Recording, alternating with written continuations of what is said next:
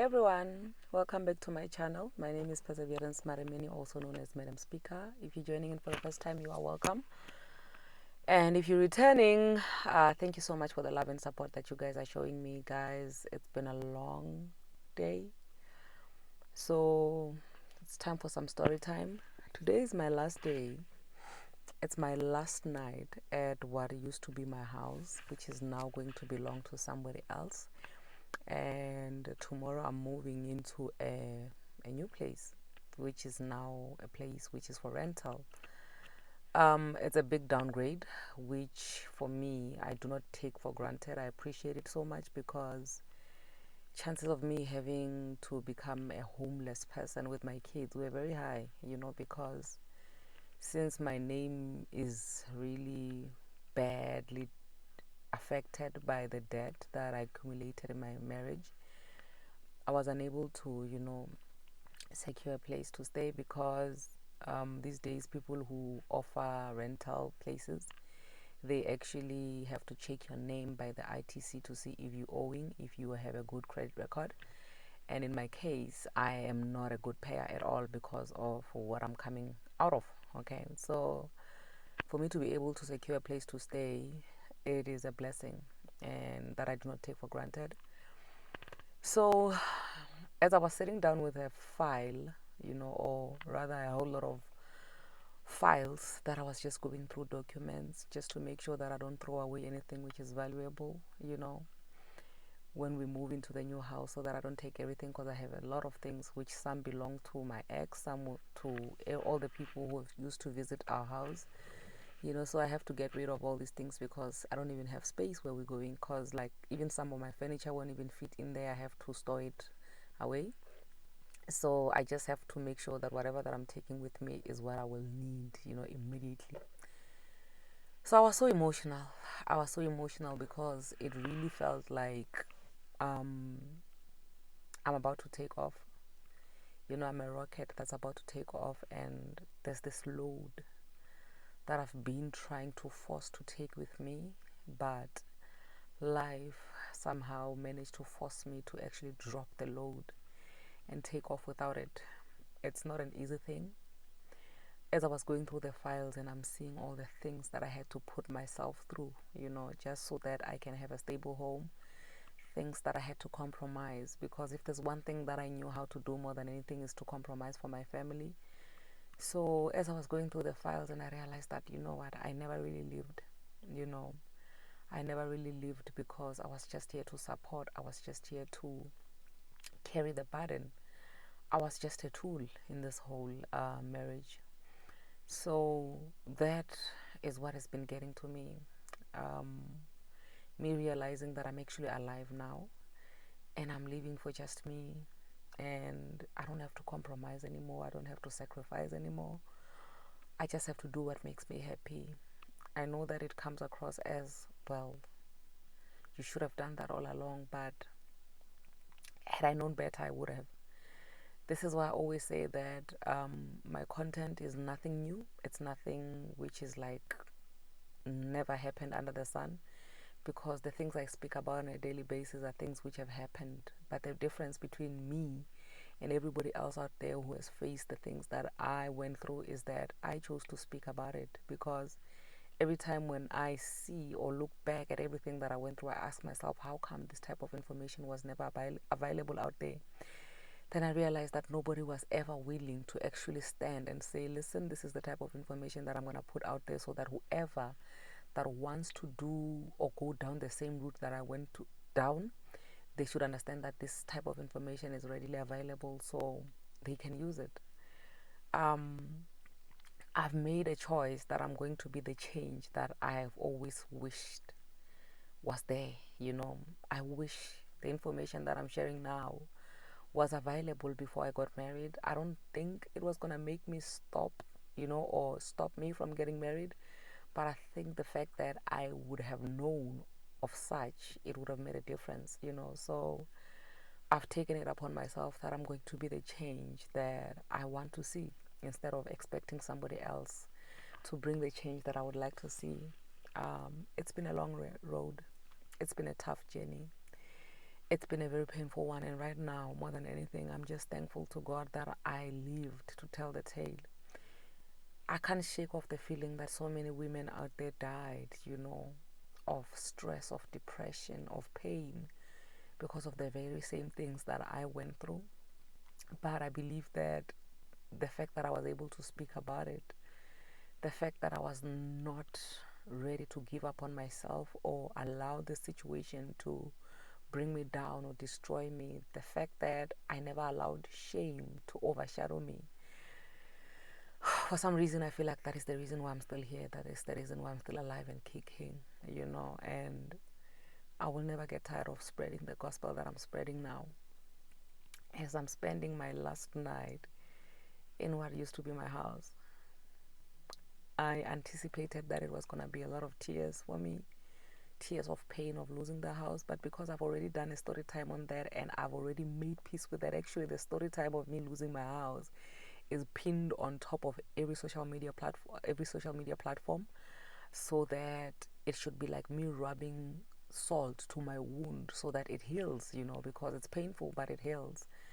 So I told myself that I'm going to keep these things pinned to the top until I move out of the house, so that I never become in denial or, just run away from this reality of my life. And me keeping these things up there has actually helped me to deal and to accept the reality of my life.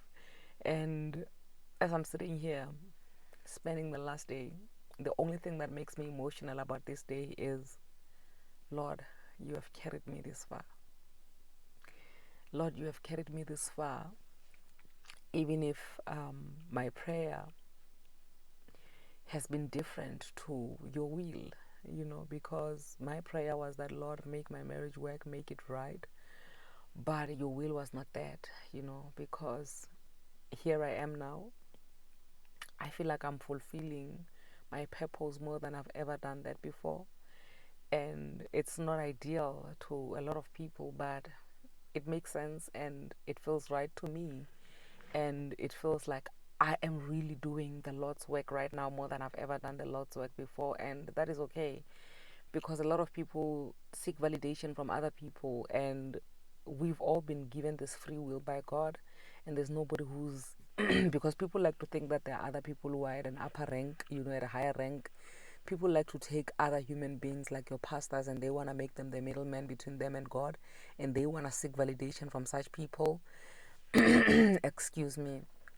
And you don't have to do that, because you have been given the same dominion that your pastor has been given. So as long as it feels right with you, as long as the Holy Spirit communicates with you, and it is aligning with what you've been called to do, then you do it, and you do it without even being apologetic about it. A lot of people have been against me and my gospel and my openness about everything that has happened in my life, from church people, especially men, but that which is in me, which pushes me to speak openly, is bigger than any other voice that can ever say anything to me out there. So I'm just so grateful to God that I'm able to be here and live, to tell this tale. I'm so thankful to God that other people get to watch videos like this, and they get the hope that they need to say, but it's not over, it's not bad. It is bad, but there's always a bouncing back from this. There's always a starting from scratch from this. There's always a building, There's always something that is beautiful that can come out of a situation like this, and that is having the load off of your shoulders. More than anything, the one thing that my marriage has brought me is peace and a load which is off of my shoulders. I literally feel like for the first time, literally, my load has been taken to the cross, because the very same person that I've been carrying, for years, is actually the load that I'm supposed to take to the cross and leave there.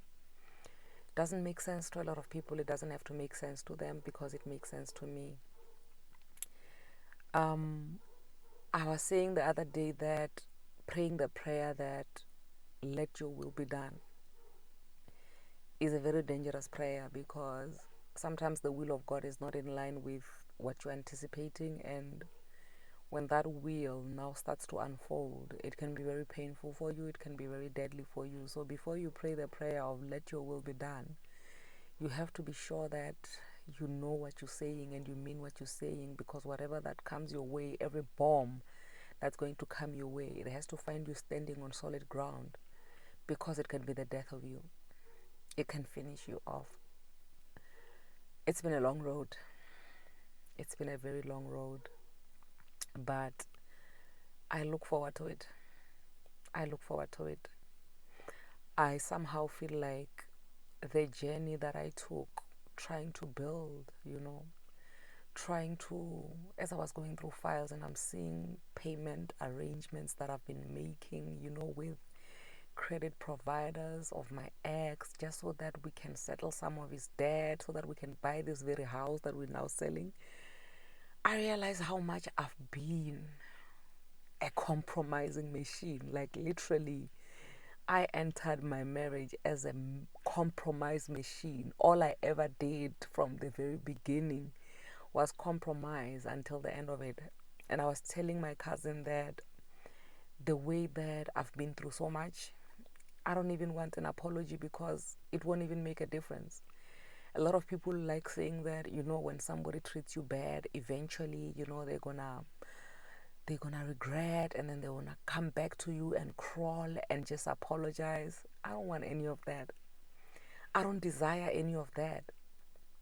I am just so thankful that I'm alive, and I just wish everybody well. I wish my things can go well as they are going right now. And my ex, on the other hand, I wish things can just go well for him. And we just live happy and be there for the kids. I don't want anybody crawling back to me crying and regretting or anything like that. Because with every compromise that I ever made, if it was not worthy for anybody to appreciate me for the compromise that I ever made, then it was all in vain. And you can't force somebody to appreciate you. You can't force somebody to see your value and see the compromises that you're making, because a lot of people think that when you compromise in a marriage, especially, it's because that's what a wife is supposed to do. You're supposed to compromise. You're supposed to put yourself last. So even if you do it, it's nothing new, it's nothing special. That's just how it's supposed to be. It's the same thing as when you give birth to kids, and when you do things for them, they're not supposed to appreciate, because you give birth to these kids. They never ask you to give birth to them, so they don't have to thank you, because you are responsible for them. So that's what people see even in marriages, to say, as a woman, when you compromise, when you sacrifice, when you put your happiness last, when you just make sure that everybody's okay, it's not something to be appreciated for, because that's just how you're supposed to be as a woman. You're supposed to compromise. Since it's you are supposed to hold the knife by the sharp edge. So with us being able to compromise and sacrifice so much and thinking that we'll be appreciated in return, when we don't get appreciated, it becomes so painful. The whole of last year was nothing but pain for me, but I wouldn't change anything. I wouldn't change anything that happened last year, because the things which are happening in my life right now, the beauty of everything that is happening right now, is coming from every pain that I went through last year. I don't believe that I would be reaping the rewards or the benefit or just the harvest of what I'm reaping right now had I not gone through that season, that wilderness that I went through last year. So I have been so emotional today, and not in a bad way, not in a negative way, not in a way that I wish I didn't have to lose my house. I've just been so emotional, because I can't believe that I actually made it out alive and stronger and better, and I'm just rocketing.